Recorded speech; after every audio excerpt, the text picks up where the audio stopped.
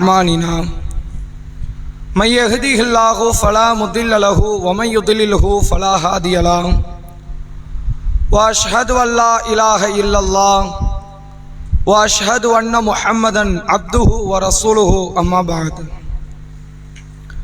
فقد قال الله تعالى في القرآن العظيم والفرقان المجيد فأعوذ بالله من الشيطان الرجيم يا أيها الذين آمنوا اتقوا الله حق تقاته ولا تموتن إلا وأنتم مسلمون يا أيها الناس اتقوا ربكم الذي خلقكم من نفس واحدة وخلق منها زوجها وبث منهما رجالا كثيرا ونساء واتقوا الله الذي تساءلون به والأرحام إن الله كان عليكم رقيبا يا أيها الذين آمنوا اتقوا الله وقولوا قولا سديدا يصلح لكم أعمالكم ويغفر لكم ذنوبكم ومن يطع الله ورسوله فقد فاز فوزا عظيما. கண்ணியத்திற்கும் பெருமதிப்பிற்கும் உரிய எல்லாம் வல்ல அல்லாஹ்வின் நல்லடியார்களே, அல்லாஹுடைய பேரருளால் அந்த ஏக இறைவனால் புனிதமாக ஆக்கப்பட்டிருக்கிற ஜும்மா தினத்தில் அவனை வணங்கி வழிபட வேண்டும் என்கிற உயர்ந்த சிந்தனையில் நாம் அனைவரும் அல்லாஹுடைய ஆலயத்தில் ஒன்று திரண்டிருக்கிறோம்.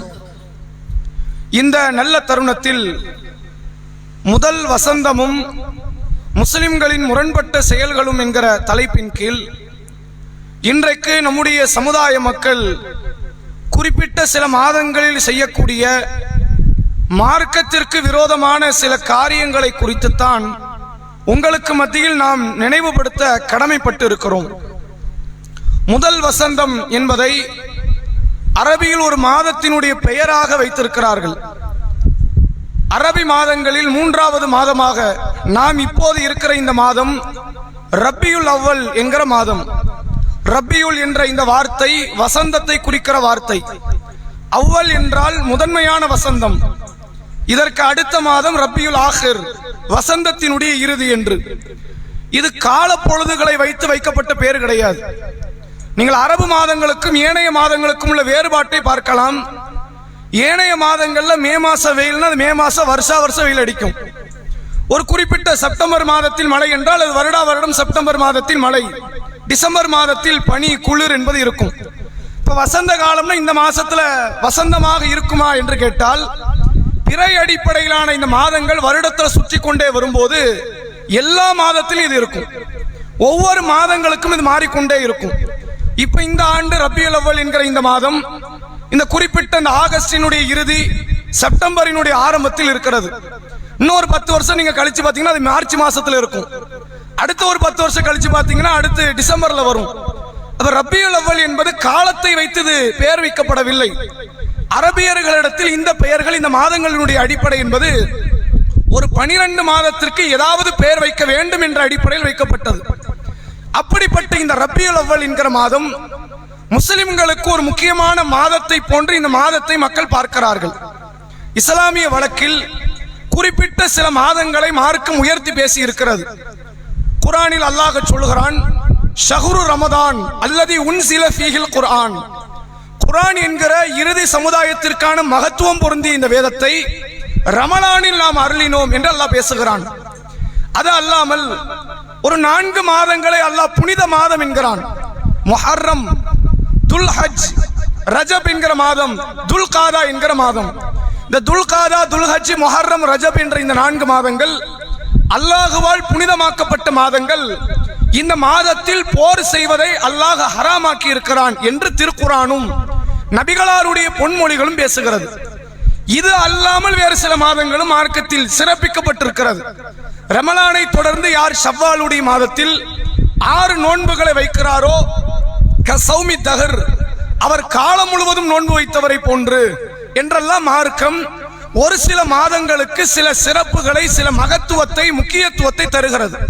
ஆனால் இன்றைக்கு தமிழகத்தில் இருக்கக்கூடிய இஸ்லாமியர்கள் இஸ்லாம் சொல்லி தராத சிறப்புகளை எல்லாம் வேறு சில மாதங்களுக்கு அவர்கள் கற்பனை செய்கிறார்கள். ரஜபு மாதத்திற்கு புனித மாதம் என்பதை தாண்டி எந்த சிறப்பும் இல்லை. ஆனால் ரஜபு மாதத்திற்கு ஒரு சிறப்பை அவர்கள் கற்பிக்கிறார்கள். மிஅராஜுடைய இரவு, ஷாபானுடைய மாதத்தில் ஷபே பராத் என்ற ஒரு இரவு.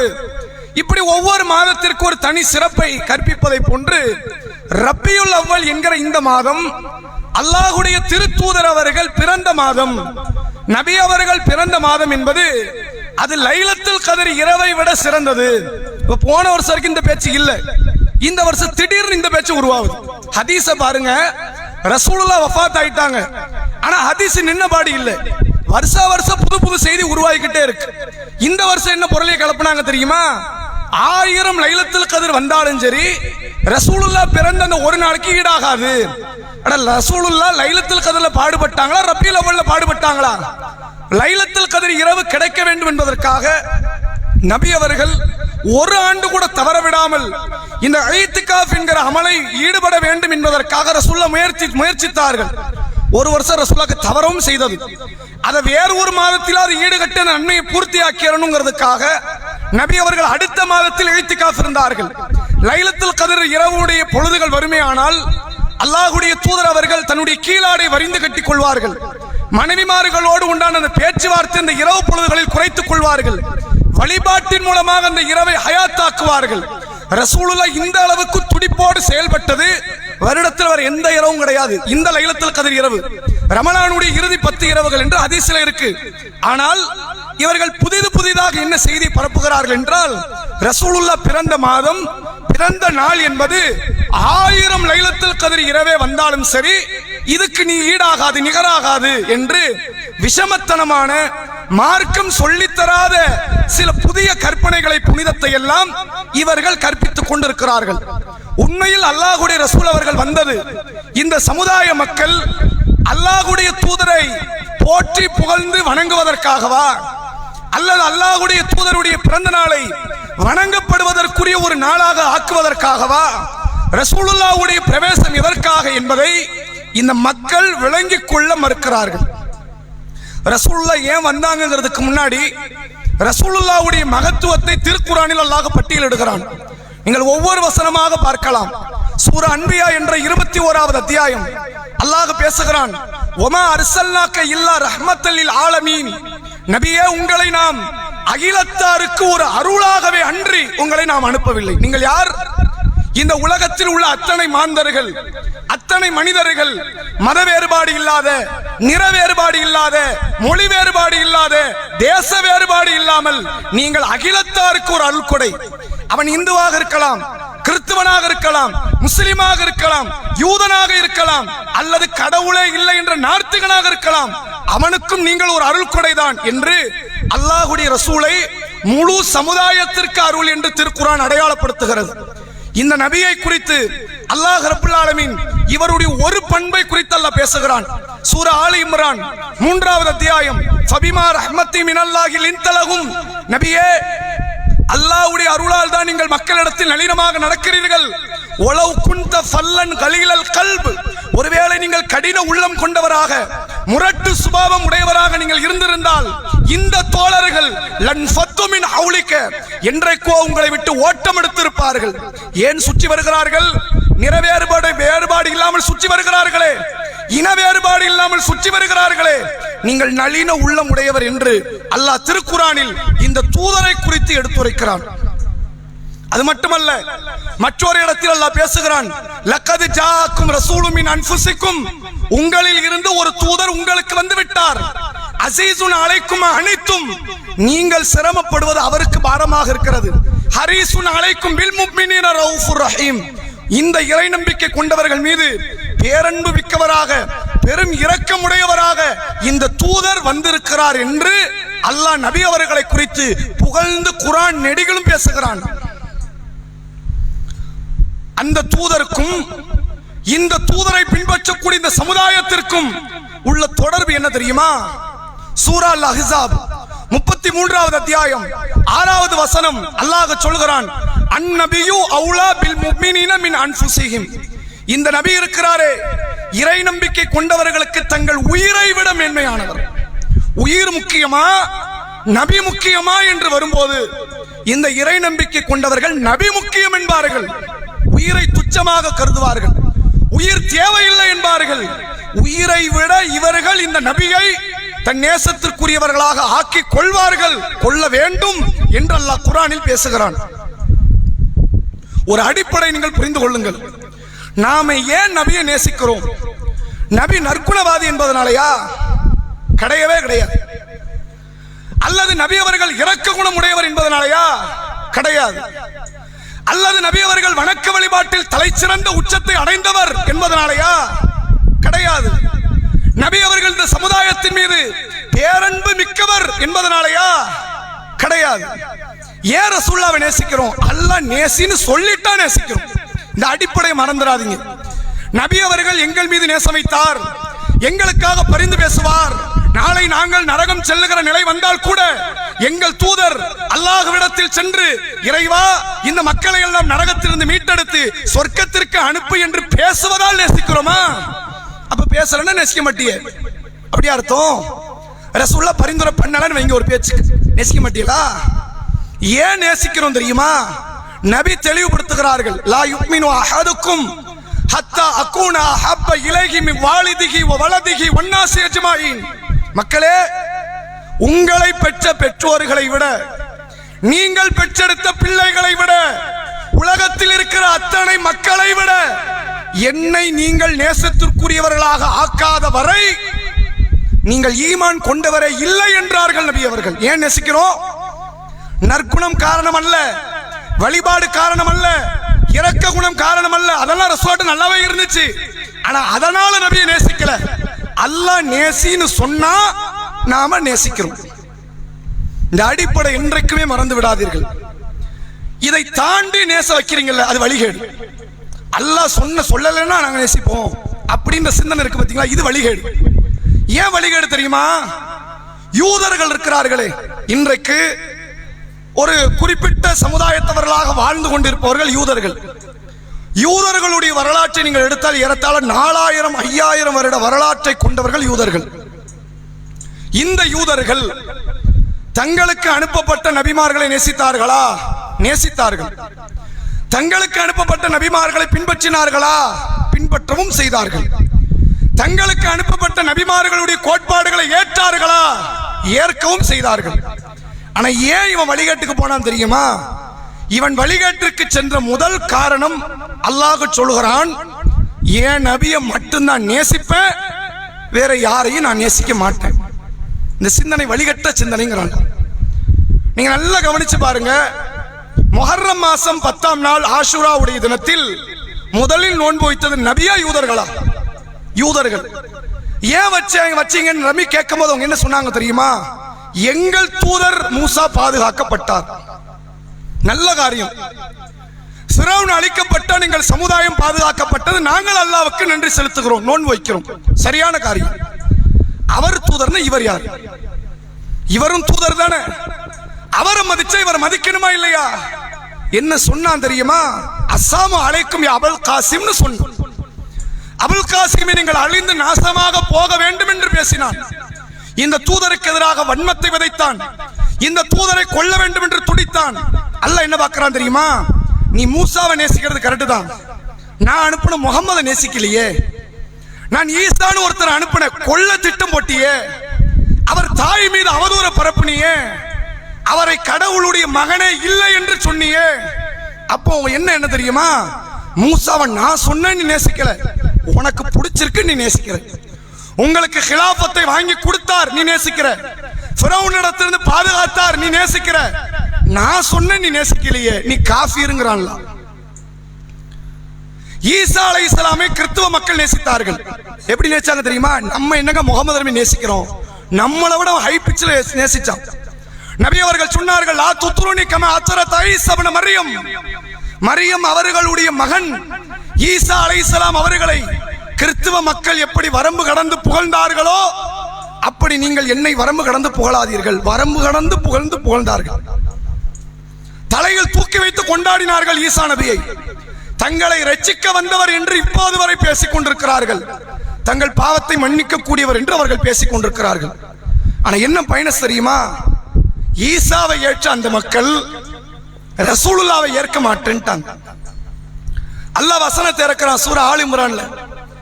ஈசாவை குறித்தும் முகமது நபியை குறித்தும் சத்திய கருத்துக்களை இறக்கிவிட்டு அல்லாஹ் சொல்கிறான், இதுல உங்களுக்கு உடன்பாடு இல்லை என்றால் முபாகலாக்கு வாங்குறான். யாரை கூப்பிட்டான்ல?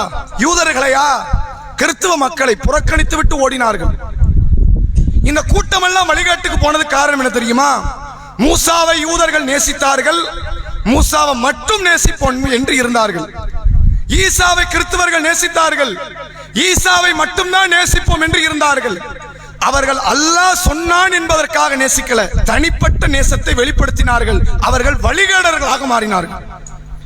இன்னைக்கு நாம முகமது நபி நேசிக்கிறோம். ஏன் நேசிக்கிறோம்? தனிப்பட்ட நேசமே கிடையாது. முகமது நபி நாம ஒரே தோளா, ஒரே நிறமா, ஒரே மொழியா, ஒரே காலமா? ரசூலுல்லாஹ்க்கு நம்மள யாருன்னு தெரியுமா? நமக்கு நபி யாருன்னு தெரியுமா? ஏன் நபியை நேசிக்கிறோம்? அந்த நபி இரத்த நாளங்களுக்குள் ஓடக்கூடிய உயிரை விட மேன்மைக்குரியவர் என்று ஏன் சொல்கிறோம்? அல்லாஹ் நேசிக்க சொன்னான், நாம நேசிக்கிறோம். இவ்வளவுதான் காரணம். இதுக்குள்ள இருந்துட்டோம் நீங்க, ஈமானை உணர்கிற இடத்துல நாம இருப்போம். இதை தாண்டி விட்டோம் என்றால் ஈமானில் நாம் சருகி விடுவோம் என்பதைத்தான் மார்க்கம் சொல்கிறது. சூரா நிசா 4வது அத்தியாயம் 149, 150, 51 அந்த வசனத்தை எடுத்து படிங்க. அல்லாஹ் சொல்கிறான், யூத கிறிஸ்தவர்களை குறித்து பேசுகிறான்.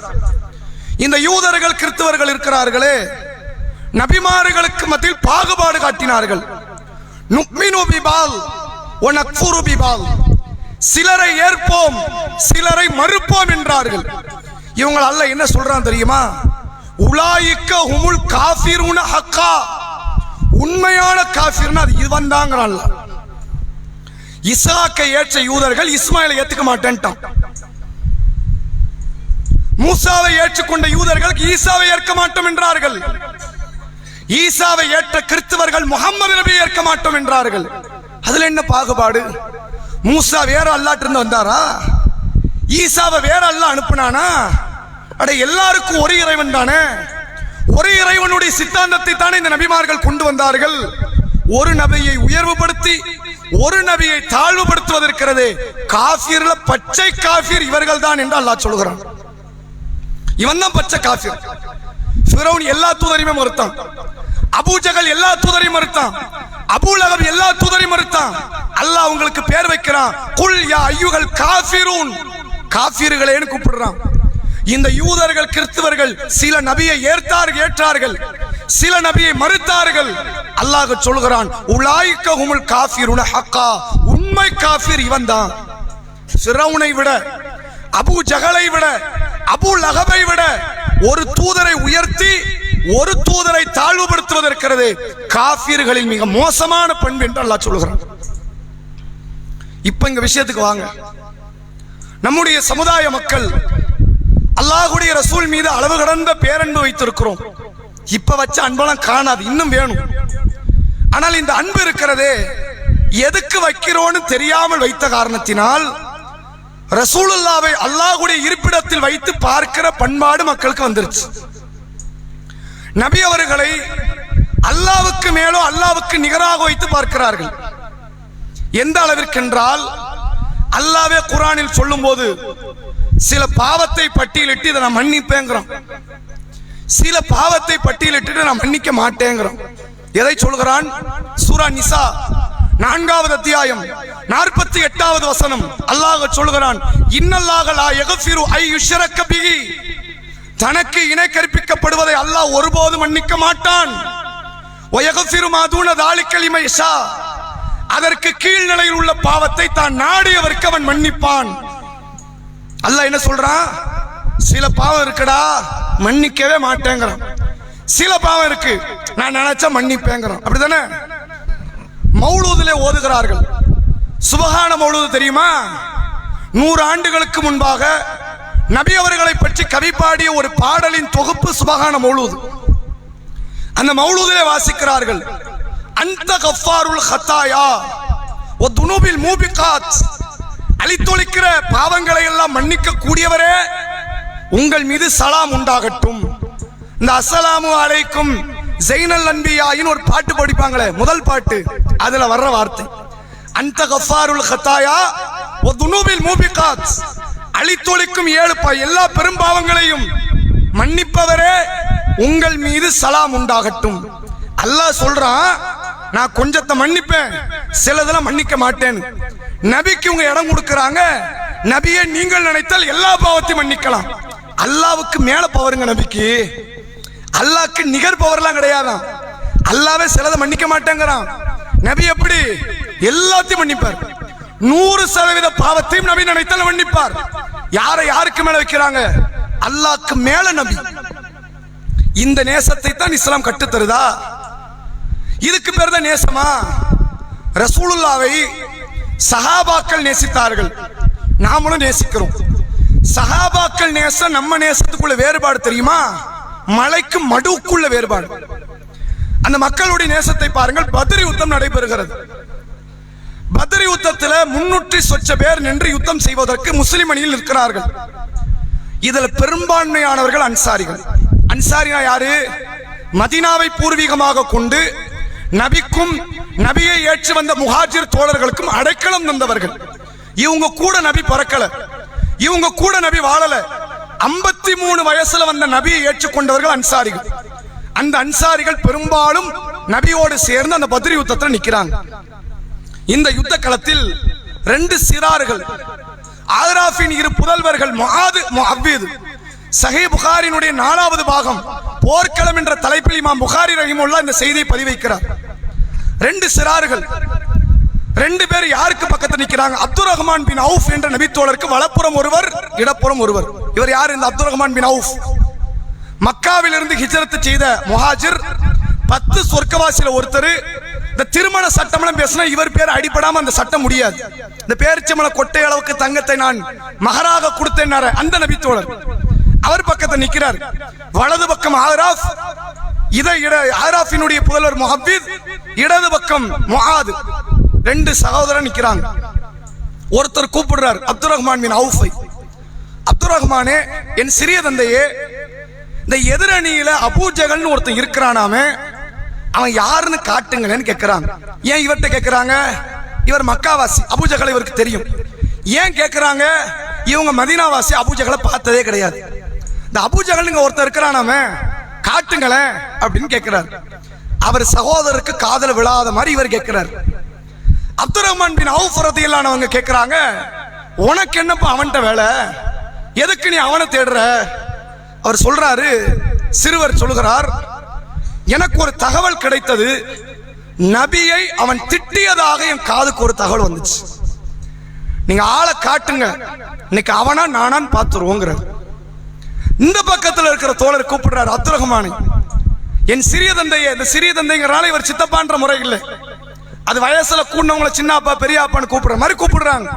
என் சிறிய தந்தையே, அபூ ஜஹலை பார்த்தால் என் அண்ணனுக்கு முன்னாடி முதல்ல எனக்கு காட்டுங்க, அவனா நானான்னு பார்த்துருவோம் அப்படின்னு அவரும் கேட்கிறார். சிறார்கள் உணர்ச்சி வசப்பட்டு பேசுறாங்க. என்னத்தை செஞ்சிட போறாங்க? அபூ ஜஹல் வருகிறான், முதல் சஃபை அலங்கரித்துக் கொண்டு நிற்கிறான். யுத்தமே நான் ஆரம்பிக்கல. ஆரம்பிப்பதற்கு முன்னால் அப்துர் ரஹ்மான் பின் அவுஃப் காட்டுகிறார், இதோ இவன் தான் அபூ ஜஹல். 2 சிறாரும் யுத்தம் ஆரம்பிப்பதற்கு முன்பாக புறப்பட்டு ஓடுகிறார்கள். 2 பேருக்குள்ள போட்டி என்ன? யார் அபூ ஜஹலை முதலில் வீழ்த்துவது என்று. சரமாரியாக வெட்டி எறிந்துவிட்டு நபியிடத்தில் இரத்தத்தோடு கரையுடைய வாளை கொண்டு வந்து காட்டி, அல்லாஹ்வுடைய தூதரே, உங்களை திட்டிய அபூ ஜஹலை முதலில் வீழ்த்தியவன் நான் தான். இல்ல இல்ல, அவன் போய் சொல்றான், நான் தான் முதல்ல வீழ்த்தினேன். இவர் எது நேசம்? நமக்குள்ள நேசமா? நம்ம நேசமல எது வரைக்கும்? களரிக்கரை வர வரைக்கும் தான். இல்லையா? அல்லாஹ்வுடைய ரசூல் அவர்கள் வரதட்சணை தடுத்தார்கள், கூடாது என்றார்கள், மகரைத்தான ஆர்வமூட்டினார்கள். ரசூல்லா வார்த்தையெல்லாம் பள்ளிவாசலோட வைங்க பாவா, கல்யாண வீட்டெல்லாம் கொண்டு வந்து சேர்க்காதிய, நபிமாரில் அங்க வாழ முடியுமா அப்படின்னு கேட்கிற மக்கள் தானே நாம. அப்புறம் என்ன நபி மேல நேசம் இருக்கிற மாதிரி நாடகம் நடத்துகிறோம்? எது நேசம்?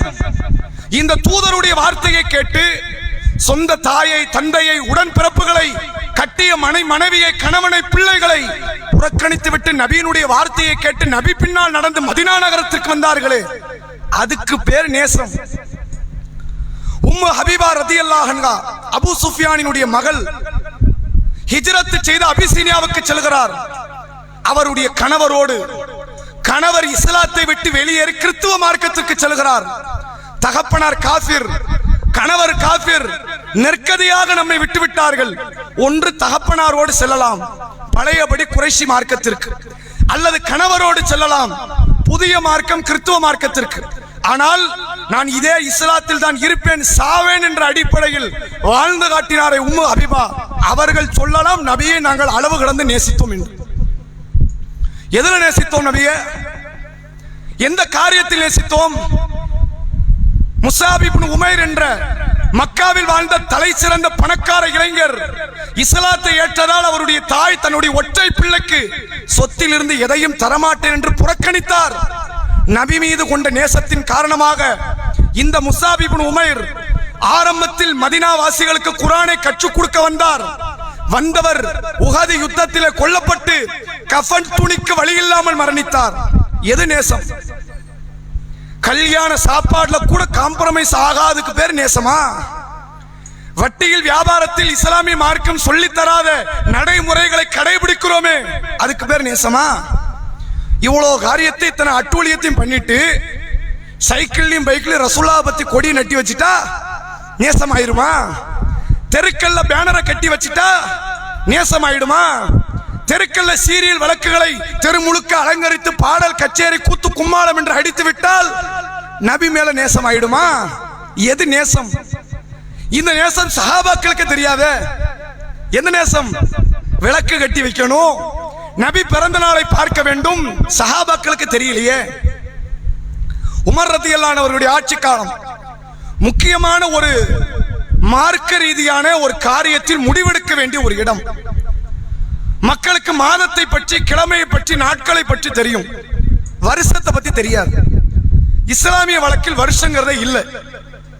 அரபுகுல மக்கள்கிட்ட ஒரு வழக்கம் இருந்தது. நபி அவர்கள் பிறக்கிற அந்த மாதத்தில், பிறக்கிற அந்த வருடத்தில் ஆபிரகாம் என்ற ஒரு மன்னன் யானைப்படையை திரட்டி கொண்டு மக்காவை அழிக்க வந்தான். அல்லாஹ் அவனை அழிச்சு நாசமாக்கினான். குர்ஆன் பேசுகிறது, அலம் தர கைஃப ஃபஅல ரப்புக பி அஸ்ஹாபில் ஃபீல் 105வது அத்தியாயம். அல்லாஹ் பேசுகிறான், நபியே யானைப்படை உமது இறைவன் என்ன செய்தான் என்று உமக்கு தெரியுமா? அல்லாஹ் கேட்கிறான். அதுல இருந்து வருடத்தை அவர்கள் எப்படி கணக்கிட்டார்கள் தெரியுமா? முதலாம் யானை ஆண்டு, இரண்டாம் யானை ஆண்டு, அதை தாண்டி உங்களுக்கு வருஷம் இல்லை. உமர் ரலியல்லாஹு அன்ஹு அவங்கள்ட்ட ஒரு கேள்வி வருது, நாம நமக்குன்னு ஒரு வருஷத்தை முடிவெடுக்கணும். எதை வைத்து முடிவெடுக்கலாம்? 3 காரியம் முன்னெடுத்து வைக்கப்படுகிறது. நபியினுடைய பிறப்பு, நபியினுடைய இஸ்லாம், நபியினுடைய ஹிஜ்ரத். இந்த 3ல எதை வைக்கலாம்? ரசூலுல்லாஹ்வினுடைய பிறப்பு சமுதாயத்திற்கு பார்க்கப்படுகிற ஒன்று இல்லை, புறக்கணிச்சிட்டார் உமர். ரசூலுல்லாஹ் இஸ்லாத்துக்கு வந்ததை எடுக்கலாம், ஆனால் அதைவிட தேர்வு மிக்கது இந்த இஸ்லாம் உலக அரங்கில் பேசப்படுகிற ஒன்றாக மாறியது ஹிஜ்ரத்தை கொண்டு. ஹிஜ்ரத்தை வைத்தே இஸ்லாமியர்களுடைய ஆண்டை கணக்கிடலாம் என்று முடிவெடுத்தாரே, உமருக்கு தெரியலையே மீலாது விழாவின் அவசியம். உமர் ரலியல்லாஹு அன்ஹு அவர்களுக்கு தெரியாத அவசியம் இவர்களுக்கு தெரிந்துவிட்டது. நபியின் பிறந்த நாளை கொண்டாட வேண்டும், பிறந்த நாள், பிறந்த மாதம் வழிபடுவதற்குரிய ஒரு மாதம் என்பதை போன்று நினைத்து இஸ்லாத்தை தவறாக கற்பிக்கிற இடத்தில் இருக்கிறார்களே. உண்மையில் ரசூலுல்லாஹ்வை எப்படி புகழணும்? கொஞ்சம் யோசிச்சு பாருங்க. இங்க வந்திருக்கக்கூடிய ஒவ்வொருவருக்குமே உங்களுடைய தந்தைமார்கள் மதிப்பு மிக்கவர்கள். சிறார்களுக்கோ இளைஞர்களுக்கோ அந்த மதிப்பு தெரியாது. இப்ப 60ல உட்கார்ந்துகிட்டு இருக்கீல்ல, உங்களுக்கு உங்க வாப்பாவோட மதிப்பு நல்லா தெரியும். இப்ப இருந்தா வாப்பாவை கட்டி பிடிச்சு அழணும்னு தோணும், ஆனா வாப்பா இல்ல. அல்லாஹ் குர்ஆனில் அப்படித்தான் சொல்றான், 40 வயதை அடையும் போதுதான் ஒரு ஆணுக்கோ பெண்ணுக்கோ வாப்பாவுடைய உம்மாவுடைய மதிப்பு தெரியுங்கிற. அதுக்கு முன்னாடி அந்த அளவுக்கு தெரியாது. இங்க இருக்கிற நிறைய பேருக்கு உங்க தகப்பனாருடைய மதிப்பு தெரியலாம், உங்கள் தாயாரினுடைய மதிப்பு தெரியலாம். உங்கள் தகப்பனார்கள் உங்களுக்கு ஒரு அறிவுரை தருகிறார்கள், இப்படி இரு, இப்படி இருக்காத, சொல்படி கேளு, இப்படி நடன 1008 அட்வைஸ் பண்ணுவாங்க. அந்த அட்வைஸ் எல்லாம் சுருட்டி மூட்டையை கட்டி மூளையில போட்டுட்டு, எங்க வாப்பா மாதிரி நல்ல ஒரு உண்டா, எங்க வாப்பா மாதிரி தங்கம் உண்டா, எங்க வாப்பா சொக்க தங்கம் தெரியுமா, 24 கேரட் கோல்டு தெரியுமா அப்படின்னு ஊர் முழுக்க புகழ்ந்தா உங்க வாப்பா பார்த்தா உங்களை புகழக்கூடிய இடத்தில் இருப்பாங்களா? என் பிள்ளைய பத்தியா தண்ணி அடிக்காதன்னு சொன்னேன், கேட்கவே இல்லையே, சாராயம் குடிச்சுக்கிட்டு இருக்கிறான். ஆனா ஊர் முழுக்க என்னை பத்தி பேசிக்கிட்டே இருப்போம். எங்க வாப்பா மாதிரி உண்டா, எங்க வாப்பா மாதிரி உண்டான்னு பேசுறான். அதை நினைத்து பெருமைப்படுவார்களா உங்கள் தந்தைமார்கள்? அல்லது தந்தை பற்றி அவர்கள் பேசவில்லை. தந்தை சொல்மிக்க மந்திரம் இல்லை என்பதை ஏற்று தன் தந்தையினுடைய வார்த்தைக்கு கட்டுப்பட்டு ஒரு பிள்ளை நடக்கிறது. எது மதிப்பு மிக்க பிள்ளை? வாப்பா பேச்சை கேட்கிற பிள்ளை மதிப்பு மிக்க பிள்ளையா? வாப்பா பேச்சை புறக்கணித்து விட்டு எங்க வாப்பா மாதிரி உண்டா, எங்க தகப்பனார் தான் உலகத்திலேயே சிறந்த தகப்பனார் என்று புகழாரம் சூட்டக்கூடிய பிள்ளைகள் சிறந்த பிள்ளைகளா? இன்னைக்கு அப்படி இடத்தான் முஸ்லிம்கள் இருக்கிறாங்க. எங்க நபி மாதிரி உண்டாங்கிறான், சாராயத்தை விடமாட்டுக்கிறான். எங்க நபி மாதிரி உண்டான்னு கேட்கிறான், வட்டியை விடமாட்டுக்கிறான். எங்க நபி மாதிரி உண்டான்னு கேட்கிறான், உறவினர்களோடு சேர்ந்து வாழ மாட்டுக்கிறான். எங்க நபி மாதிரி உண்டான்னு கேட்கிறான், முக்கு கடன் சண்டை போட்டுக்கிட்டு இருக்கான். உன் ஜனாசா கொண்டு போயிருவியா நீ? விடுவானா? ஜனாசா அந்த பக்கம் ஓட்டையை போட்டு கொண்டு போங்களாம். இது ஏன் முக்கு? ஜனாசாவை எடுத்துட்டு போ, 10 நிமிஷம் ஆகுமா? சண்டை. இவர் யாரை பத்தி பேசுறாரு? எங்க நபி மாதிரி உண்டா? எங்க நபி எப்படிப்பட்டவர் தெரியுமா? அதை பேசுவதற்கு நமக்கு தகுதி இருக்குதான் நம்ம சிந்திக்கணுமா இல்லையா? சொல்லின்படி செயல்பட்டவர்கள் தான் சஹாபாக்கள். அனஸ் ரலியல்லாஹு 60 வயது முதியவராக இருக்கும்போது தெருக்கல்ல நடந்து போறார். சிறார்களை பார்த்தால் சலாம் சொல்கிறார். சொல்லிவிட்டு சொல்கிறார், எங்கள் தூதர் இப்படி சொல்ல நாங்கள் கேட்டிருக்கிறோம் என்றார். அப்துல்லா இப்னு உமர் ரலியல்லாஹு அன்ஹு புல்லாங்குழலுடைய இசையை கேட்டவுடனே காதை பொத்திக்கிட்டு ஓடுறார். தொலைதூரம் போன பிறகு தன் சகாக்களை அழைத்து சொன்னார், நபி காலத்தில் இப்படி ஒரு இசை இசைக்கப்பட்டது, நபி காதை பொத்திக்கிட்டு ஓடுறத நான் பார்த்தேன். நபியினுடைய சொற்களை கடைபிடித்து விட்டு இது நபியை போன்றது என்று சொல்கிறார்களே, அதுதான் தலை சிறந்த நபியை நேசிக்க கூடியவர்களுடைய வழிபாடு, பண்பாடு என்பது. அதை விட்டுட்டு வட்டியிலோ வியாபாரத்திலோ மார்க்கம் சொன்ன ஹலால் ஹராமிலோ குடும்பத்தை பேணுவதிலோ அண்டை வீட்டாரை உறவினர்களை அரவணைப்பதிலோ இரக்கம் காட்டுவதிலோ எந்த ஒரு நேரத்திலும் மார்க்க வரையறைகளை கட்டுப்படாமல் கீழ்ப்படியாமல் இருந்துவிட்டு ரபியுல் அவ்வல் மாதம் வந்துட்டுனா எங்களுக்கு லைலத்துல் கத்ரை விட பெருசு, விற்க வேண்டாம் அந்த காரியத்தை சொல்வதற்கு. இந்த சமுதாயம் சிந்தித்து பாருங்க. அன்றைக்குள்ள மக்கள், அந்த சஹாபாக்கள் ரசூலுல்லாவை நேசித்தார்கள். ஒரு செய்தி நீங்க பாருங்க. அல்லாஹ்வுடைய ரசூல் அவர்கள்ட்ட ஒரு நபித்தோழர் ஒரு கேள்வி கேட்கிறார். இறுதி செய்தியாக சொல்லி நிறைவு செய்கிறேன். அந்த நபித்தோழர் கேட்கிறார், சஹாபாக்கள் அந்த செய்தி அறிவிக்கும் போது சொல்றாங்க, எங்களுக்கு அந்த நாள் மாதிரி சந்தோஷத்துக்குரிய நாளே கிடையாதுங்கிறாங்க. ரசூலுல்லாஹ் வாழ்ந்து 23 வருஷம் இருக்குல்ல, அந்த நாள் மாதிரி சந்தோஷமே கிடையாது. அப்படி என்ன கேள்வி கேட்டாரு? அவர் வந்தவர் நபியிடத்தில் கேட்கிறார், மத்த சாஆ, அல்லாஹ்வுடைய தூதரே மறுமை எப்போ வரும் அப்படின்னு கேட்கிறார். ரசூலுல்லாஹ் அடுத்த கேள்வி கேட்கிறாங்க, மா அத்தலஹா, நீ அதுக்கு என்னப்பா தயாரிச்சிருக்கிற? மறுமையை எதிர்பார்க்கிறியே, கொத்து கொத்தா தொழுகை நோன்பு ஜக்காத்து அப்படி எது வச்சிருக்கிறியா அப்படின்னு அவர் கேட்கிறார். நபி அவர்கள் கேட்கிறாங்க. அந்த சஹாபி சொல்கிறார், அவர் நல்ல தொழுகிறவர் தான். அவர் யோசிக்கிறார், நம்மகிட்ட தொழுகை அவ்வளோ பெருசெல்லாம் இல்லையே, அவ்வளோ பெரிய நோன்பெல்லாம் இல்லையே, ஆனா கரெக்டா தொழுகிறவர், கரெக்டா நோன்பு வைக்கிறவர். அவர் பெருசா பிளான் போட்டு நம்மகிட்ட அப்படி இல்லை. அவர் சொல்லுகிறார், அல்லாஹ்வுடைய தூதரே, என்கிட்ட இருக்கிற ஒரே ஒரு அமல், அது பெரிய அமலா நான் பார்க்கிறது தெரியுமா? நான் அல்லாஹ்வுடைய ரசூலை நேசிக்கிறேன் அப்படின்னாரு. ரசூலுல்லாஹ் சொன்னாங்க, இந்த வார்த்தை தான் சஹாபாக்களுக்கு மனக்குளிர்ச்சியை தந்தது. இந்த வார்த்தை தான் நபி அவர்களுடைய 23 ஆண்டு கால வாழ்க்கையில் இந்த நாளை அவங்க மறக்கவே மாட்டாங்க. என்ன வார்த்தை தெரியுமா? அல் மர்உ மஅ மன் அஹப்பஹு, நீங்கள் யாரை நேசிக்கிறீர்களோ அவர்களோடு மறுமையில் இருப்பீர்கள். நபியோடு சொர்க்கத்தில் வாழ வேண்டும் என்று ஆசைப்படக்கூடியவர்கள் நபியை நேசிக்கணும். அந்த நேசத்தை எப்படி வெளிப்படுத்த வேண்டும் என்றால் நபிகளாருடைய வார்த்தைக்கு கீழ்ப்படிவதன் மூலமாகத்தான் என்பதை சொல்லி என்னுடைய இந்த உரையை நிறைவு செய்கிறேன். வாஹிர் தஅவானா அல்ஹம்துலில்லாஹி ரப்பில் ஆலமீன். அஸ்ஸலாமு அலைக்கும் வரஹ்மத்துல்லாஹி வபரகாத்துஹு. இந்த மேல் தளத்துல இடம் வந்து தயாரா இருக்கு. இங்க கீழ்த்தளத்தில் நிற்கக்கூடியவர்கள் மேல் தளத்துல போய் தொழுகையை நிறைவேற்றுங்கள்.